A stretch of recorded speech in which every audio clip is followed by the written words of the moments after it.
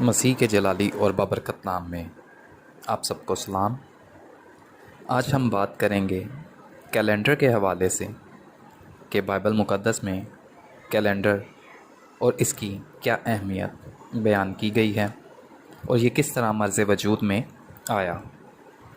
دن، سال وغیرہ کا صحیح حساب رکھنے کا نظام کیلنڈر اس مقصد سے تیار کیے جاتے ہیں کہ صحیح تاریخ لکھنے کے لیے مناسب انتظام کیا جائے، جس کے مطابق مختلف تہوار وغیرہ مقرر کیے جا سکتے ہیں۔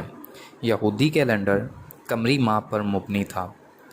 تقویم اور جنتری کیلنڈر کا دوسرا نام ہے اور ان میں منجم روزانہ حالات اور تاریخیں اور چاند اور ستاروں کے بارے مشاہدات درج کرتے ہیں۔ ابتدائی کیلنڈر کا تعلق کسان کے کاشتکاری اور فصل تیار ہونے کے سلسلے سے تھا۔ بعد میں ان ایام کو مذہبی عبادتوں اور عیدوں سے ملایا گیا۔ اس تعلق اور مضمون کی پیچیدگی کی وجہ سے مذہبی ہادی اور کاہن اس مضمون کے ماہر بن گئے تھے اور وہی کیلنڈر کا اہتمام کرتے تھے۔ صحیح تاریخ کا تعین کرنا حکومت اور تجارت کے لیے نہایت ضروری تھا۔ اس لیے میسوپوٹامیہ، مصر اور دوسری تہذیبوں نے کیلنڈر کے مختلف سلسلے اختراع کیے، جو دوسری صدی عیسوی میں تیار کیا گیا۔ اسے تفصیل سے بیان کیا گیا ہے۔ یہ کیلنڈر بابل کی تہذیب سے بہت متاثر ہے۔ یہ اور وہ رومی کیلنڈر جس کی کیسر نے اصطلاح کی تھی ابھی تک استعمال ہو رہے ہیں۔ بنیادی طور پر سب کیلنڈر سورج، چاند اور ستاروں کی گردش پر مبنی ہوتے ہیں۔ سورج ہمیں دن کی اکائی دیتا اور سال کے موسموں کو تعین کرنے میں مدد دیتا ہے۔ چاند کا بڑھنا اور گھٹنا، جسے 29 سے 30 دن لگتے ہیں، ہمیں مہینے کا تصور دیتا ہے۔ لفظ مہینہ، جو ماہ چاند سے مشتق ہے، اس کی دلیل ہے۔ بڑی عیدیں نئے چاند یا پورے چاند پر منائی جاتی تھیں۔ فلسطین میں چونکہ آسمان عام طور پر صاف ہوتا ہے، اس لیے نئے چاند سے 14 دن کا وقت مقرر کرنا آسان ہوتا تھا۔ قدیم زمانہ سے انسان نے دیکھا ہے کہ رات کو آسمان میں تاروں کا نقشہ موسم کے مطابق بدلتا رہتا ہے اور یہ سلسلہ موسم سے ہم آہنگی رکھتا ہے۔ چرواہے موسم کے متعلق آسمان کے تاروں سے صحیح معلومات حاصل کر سکتے تھے۔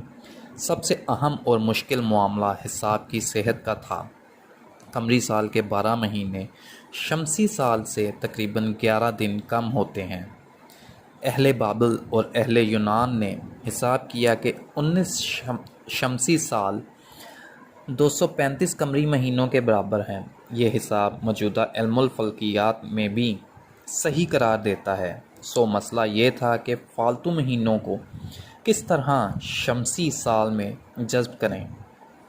بنی اسرائیل نے اس کا حل بہت پہلے سوچ لیا ہوگا، کیونکہ مہینوں کے نام دیے گئے تھے اور ساتھ ہی ان کے اعداد بھی مقرر تھے اور عیدیں مقررہ مہینوں میں منائی جاتی تھیں۔ جب 12 مہینے کے بعد نیا چاند نقطہ اعتدال و نہار، یعنی سال کا وہ دن جب دن اور رات برابر ہوتے ہیں، سے 14 دن پہلے آتا تھا تو ایک فالتو مہینہ سال میں درج کر دیا جاتا تھا، جسے ادار ثانی کہتے تھے۔ یوں شمسی اور قمری سال کا فرق درست ہو جاتا تھا اور وہ عیدیں جن کا تعلق گندم اور پھلوں کی فصلوں کے تیار ہونے کے ساتھ تھا، درست ہو جاتا تھا۔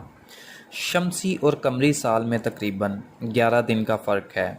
ان کو ہم آہنگ کرنے کے لیے مختلف طریقے استعمال کیے جاتے تھے۔ یہودی قمری سال میں 12 مہینے ہوتے۔ رویت ہلال سے مہینہ شروع ہوتا تھا۔ یوں کل 364 دن بنتے تھے۔ زمین سورج کے گرد 365 دن میں اپنی گردش مکمل کرتی۔ یوں قمری سال اور شمسی سال 11.25 دن کا فرق ہر سال پڑتا ہے۔ اس کو پورا کرنے کے لیے یہودی اپنے کیلنڈر میں 19 سال میں 7 مرتبہ ایک فالتو مہینہ یعنی اور ثانی بڑھا دیتے تھے۔ رومی کیلنڈر کے جس کی اصلاح کا سہارا کیسر کے سر ہے، سال میں 12 مہینے، بعض مہینے 31، بعض مہینے 30 دن کے اور فروری 28 دن کا ہوتا۔ یوں کل 365 دن بنتے ہیں، لیکن شمسی سال 365 دن اور 27 منٹ اور 46 سیکنڈ کا ہوتا ہے۔ اس کا یہ مطلب ہوا کہ شمسی سال کیلنڈر کے پہلے سے 48 منٹ اور 46 سیکنڈ آگے ہوتا ہے۔ 4 سال میں یہ فرق 23 گھنٹے 15 منٹ اور 4 سیکنڈ کا ہو جاتا ہے، یعنی کیلنڈر کا سال چوتھے سال میں تقریباً ایک دن پیچھے رہ جاتا ہے۔ اس لیے شمسی سال کو پکڑنے کے لیے اسے ایک دن کی چھلانگ مارنی پڑتی ہے۔ اس وجہ سے ہر چوتھے سال ماہ فروری میں ایک دن کا اضافہ کر دیا جاتا ہے۔ اسی لیے اسے انگریزی میں لیپ ایریا کہتے ہیں اور اردو میں کیپسیا یا لوند کا سال بھی کہا جاتا ہے۔ لوند ہندی کا لفظ ہے اور اس کے معنی بھرنا اور پورا کرنا کے ہیں، لیکن اگر آپ غور کریں تو شمسی سال اور کیلنڈر سال کی ہم آہنگی کا مسئلہ مکمل طور پر ابھی بھی حل نہیں ہوا۔ 4 سال کے عرصہ میں پورے 24 گھنٹے کا فرق نہیں پڑتا، بلکہ صرف 23 گھنٹے 15 منٹ اور 4 سیکنڈ کا، یعنی ہر 4 سال کے بعد 44 منٹ اور 52 سیکنڈ کا فرق رہ گیا۔ یہ فرق 100 سال میں پھر تقریباً ایک دن کا ہو جاتا ہے، لیکن اب شمسی سال پیچھے رہ گیا، اس لیے ہر 100 سال بعد فروری میں ایک دن کا اضافہ نہیں کیا جاتا۔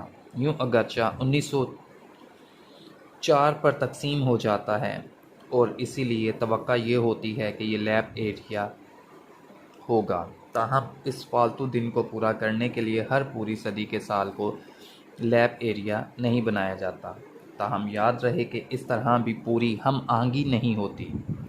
میرے عزیزوں، آپ نے دیکھا کہ بنی اسرائیل نے شروع میں ہی کس طرح سے کیلنڈر کا آغاز کیا، کس طرح سے کیلنڈر کو بنایا۔ ان کی مثالیں پرانے عہد نامہ میں ملتی ہیں، خروج کی کتاب میں، اور 7ویں مہینے ان کا ذکر ملتا ہے اخبار کی کتاب میں، اور ابھی بھی رومی کیلنڈر میں تو 4 مہینوں کے عددی نام، یعنی ستمبر 7واں، اکتوبر 8واں، نومبر 9واں اور دسمبر 10واں ہے۔ اس سے آپ لوگوں کو یہ جانکاری ملی ہوگی کہ کیلنڈر کا آغاز کس طرح ہوا۔ مزید انفارمیشن جاننے کے لیے ہمارے چینل کے ساتھ بنے رہیے۔ خداوند آپ سب کو برکت دے۔ آپ سب اپنا خیال رکھیے اور ہمارے چینل کو سبسکرائب کیجیے، بیل آئیکن کو پریس کیجیے تاکہ ہر آنے والی ویڈیو آپ تک پہنچ سکے۔